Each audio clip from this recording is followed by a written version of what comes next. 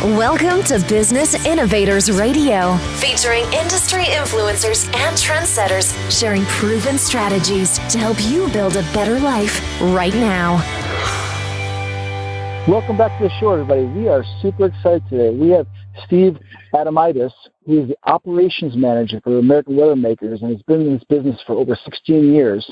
American Weathermakers has actually been rated the top 10 dealers in the entire nation, as well as best in the North Shore services for the last 4 years in a row, and recently just won the 2017 Reader's Choice Award through 20th Century Media. We're excited to have you on the show today, Stephen. Welcome to the show. Thank you, Marcus. Well, you're very welcome. We appreciate you taking the time with our audience today. So why don't we just jump right into it and tell us about your business and the types of clients that you're helping. That sounds good. Basically, American Weathermakers has been around since 1949, still family-owned and operated. We currently work all over the North Shore. Our service area is from North Avenue in Chicago up to the Wisconsin border. We'll even go a little bit into Pleasant Prairie and Racine, and then we'll go as far west as about the Route 59 border. We have 12 servicemen, 4 lead installers, and 2 helpers, and a full warehouse to assist both departments to help our customers. We have found that working with our customers and establishing a relationship with them is our main business objective. We're never just trying to get into a house to just perform a service and never see them again. We're looking to establish a relationship with the customer and see them for ongoing service. And when things go wrong, they know who to call. That's great. That's a very large service area, and it sounds like you have a very large staff and well-educated staff to cover that area. That's correct. Most of the questioning happens at our customer service level to just ensure that there's an actual need for our service so that the customer doesn't have to waste their time or money, so that we're able to come out there, we're actually able to solve a problem. That's brilliant. You know, so many businesses out there just want to get in the door and make a quick sale. You're looking for the long-term relationship, which obviously builds a long-term sales and long-term residual. And it also builds trust for the customers and the clients as well, because they know they can rely upon you because you're there to help them and serve what the issues are and serve their needs, not just there to a flash in the pan to try to make a quick sale.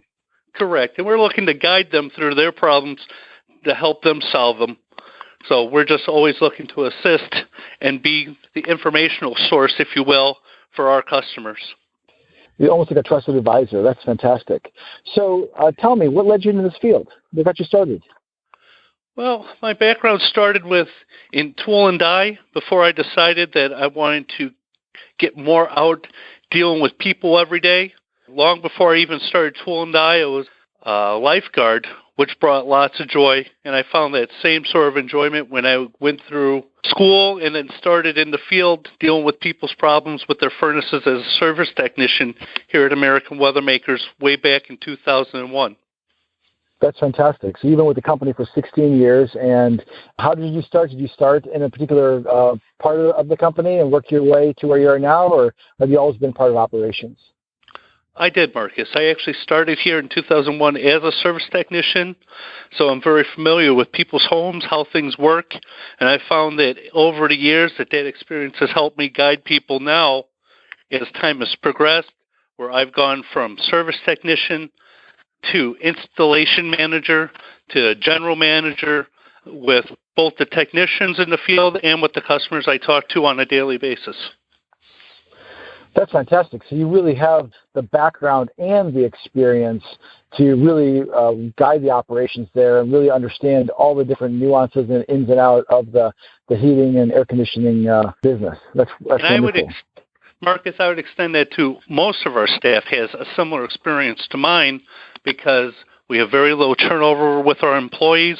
And so because of that, we've been blessed by having employees that are committed to the company, and through their experience, they have also gained relationships with customers that they see year in and year out just for annual maintenance.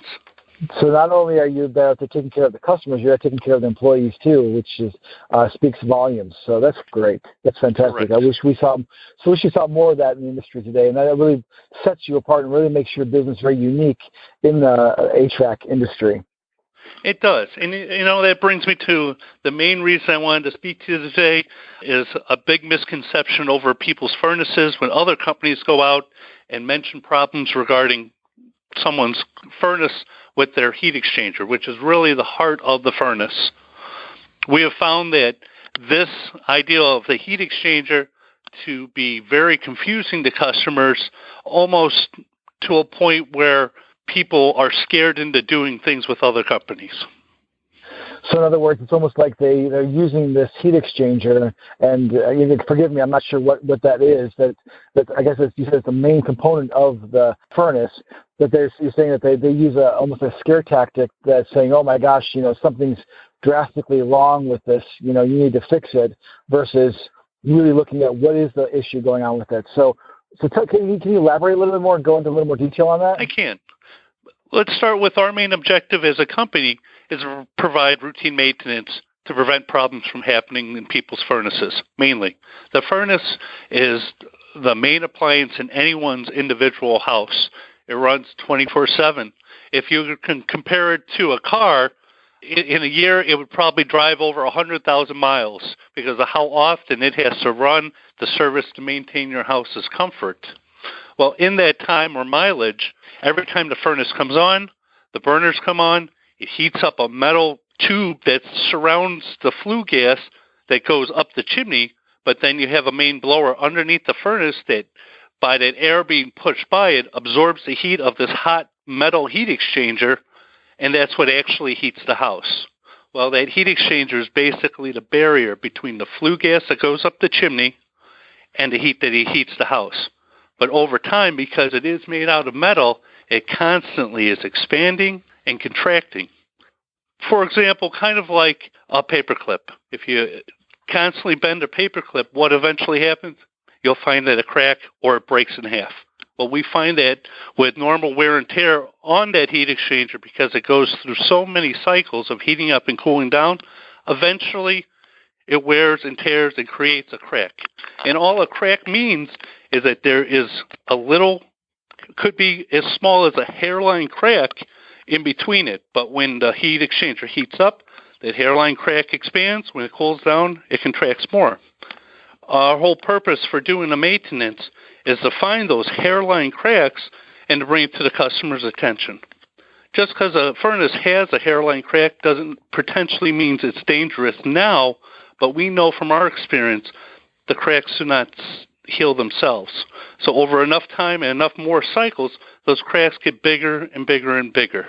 Worst case scenario, depending on the type of furnace, would be the ideal of flames rolling out the front of the furnace, because now that crack has become so large and the blower that moves the air around the house is able to pressurize the heat exchanger, or that air coming into the heat exchanger creates incomplete combustion, which could create carbon monoxide. But we're very careful as a company not to use those words, carbon monoxide, unless we have physically tested for it and we know it's present. Because everyone, especially on the media, you hear about carbon monoxide being odorless and colorless. It's no way that an average consumer, average homeowner could say, I have carbon monoxide or I don't have it. It's up to a professional to test for it, to then explain to the customer what was identified. But going back to heat exchangers, as a heat exchanger starts to wear out, develops hairline cracks, this is when the time comes to look at, is the furnace still under warranty? And if it is under warranty, how old is the furnace? Just because a heat exchanger is under warranty, and let's say, for example, Marcus, the furnace is over 15 years old, very little other repairs have been done. Just because the customer has a warranty on the heat exchanger and replaces it, it could give you a false sense of security that everything's fine with my furnace. We try to give customers options. Explain that if you want to do a warranty heat exchanger now, all these other components are the same age, so you may have more problems coming, or is this the time to consider replacement of the furnace because it has gone through a full life? If cracks have developed, it really means this has happened because of multiple cycling and just the wear and tear on that vehicle or your main appliance in the house is showing signs of wear. Does that answer the overall question on what a heat exchanger is? Oh, absolutely. I appreciate that because, I think that's a pitfall that I think a lot of homeowners probably fall into is they don't even know what a heat exchanger is. And, then you start throwing in, scary words like carbon monoxide and rolling flames and all this kind of stuff. And people start to really get worried and kind of freak out a little bit. So how would our listeners overcome this obstacle of, this kind of this fear-based tactic of what's going out there? Well, how can they know what's really going on with their furnace? Well, first off, it's establishing business with a trusted company. I know we work real hard to make sure that honesty is the first principle we adhere to, and then the second would be where there is a teacher to explain to the customer how this happened, what can be done in the future to prevent this, or a worst-case scenario by getting a new furnace at this point, how this will be prolonged in the future because we have seen what wear and tear happens to the old one. So it's really about education and having a trusted advisor, for lack of a better term, guiding them and showing them, what's really what. It's about the crack. It's about, what's going on with the crack? Is it brand new? Is it small? Is there, like you said, you don't even bring up the word carbon monoxide unless you test it and make sure it's there. So you're really giving them the full picture as far as what's going on so that they do know what all their options are. That's fantastic. And two, if you think about what a furnace is, it's easy to see how anybody might have a little intimidation on it because we know it deals with combustion. So something lighting on fire inside of this box, and that's reoccurring over and over again. You have electricity coming in there. You have to count that the raw natural gas that goes in there is getting burned completely. You got other electrical components that almost are computers inside of these boxes controlling them.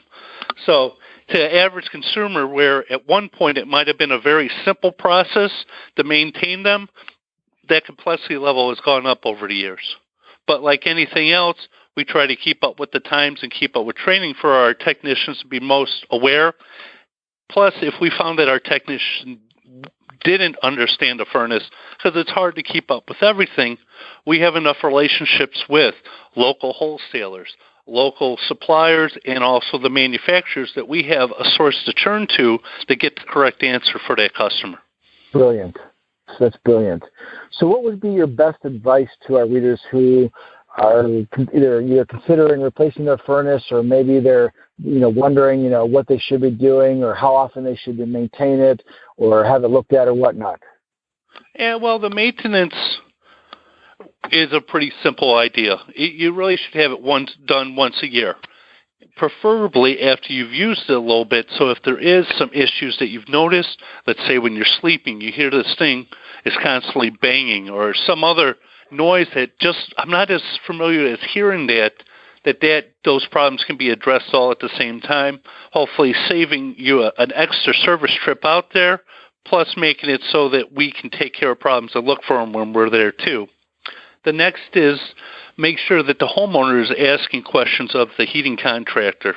We're there to inform you, and same thing too is if you don't feel you like the answers from that contractor, it's worth at least a phone call to somebody else, because most heating contractors understand the business and don't need to necessarily come out to be able to explain someone else's service call to you.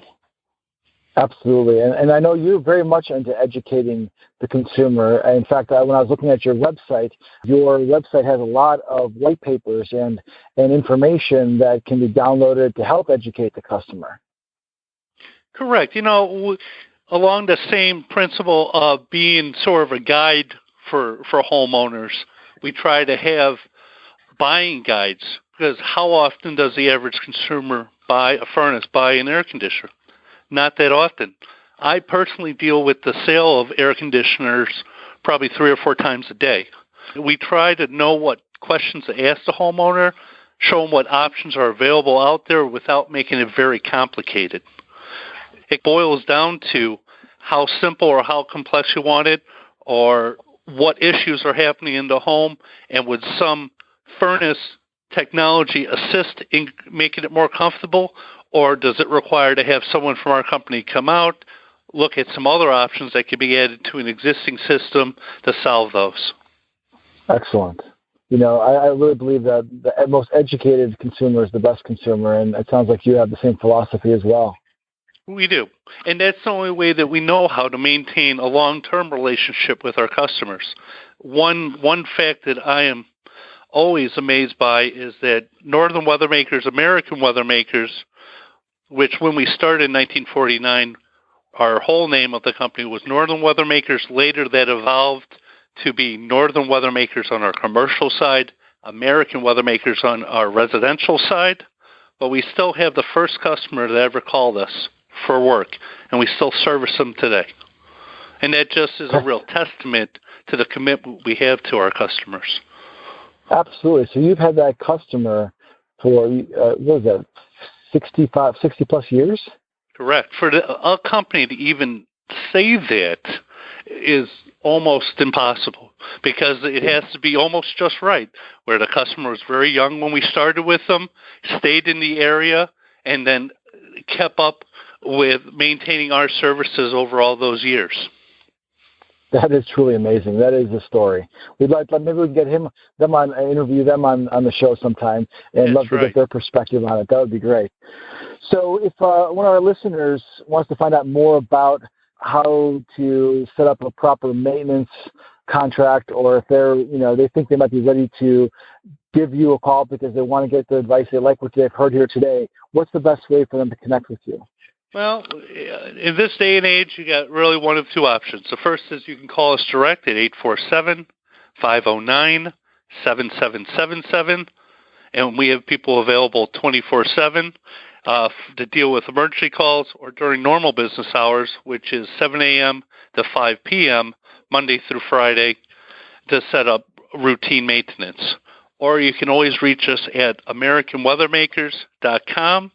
Fill out some simple forms, and we'll contact you for the service that you're looking for. Excellent. Awesome. Well, thank you so much for your time today, Stephen. You gave a lot of golden nuggets out there for our listeners, and you, I think, really helped clarify a lot of the misconceptions and pitfalls that a lot of homeowners run into when they're dealing with their furnaces and dealing with what's going on with heating their home, especially now here in the Chicagoland area, where we're starting to see frost and the cold weather starting to come in a little bit earlier than expected. So I do really appreciate you taking on the time and being on the show today. One last thing I'd like to leave with your listeners, Marcus, is that we do have a service called the 60-Minute Men. If your furnace is broken and you need service, call our operators today, and we guarantee to be out there in 60 minutes or less, or it would be $60 off the repair if we can't meet that promise. That's fantastic. Talk about service. Now, is that any time, or is that like 9 to 5, or what happens if I get home tonight at 9 o'clock at night and the house is freezing? Anytime, Monday through Sunday. That's fantastic. And there's no extra fees or no extra charges or any of that kind of thing to call, even if it's after hours or whatnot, or on the weekends, correct? Yeah, wow. Correct. That is. We don't charge any overtime or travel charges. That is fantastic customer service. My hat's off to you. I wish more companies were like that. Well, that's wonderful. Well, again, thank you for sharing today, and you've been a world of knowledge, and I know that our listeners really learned a lot today, and I'm sure you'll be getting some calls here very shortly. So thank you again. Thank you. Well, there you have it for this edition of the show, folks. We'll see you next time on The Inside Track. Thanks for listening to Business Innovators Radio. To hear all episodes featuring leading industry influencers and trendsetters, visit us online at businessinnovatorsradio.com today.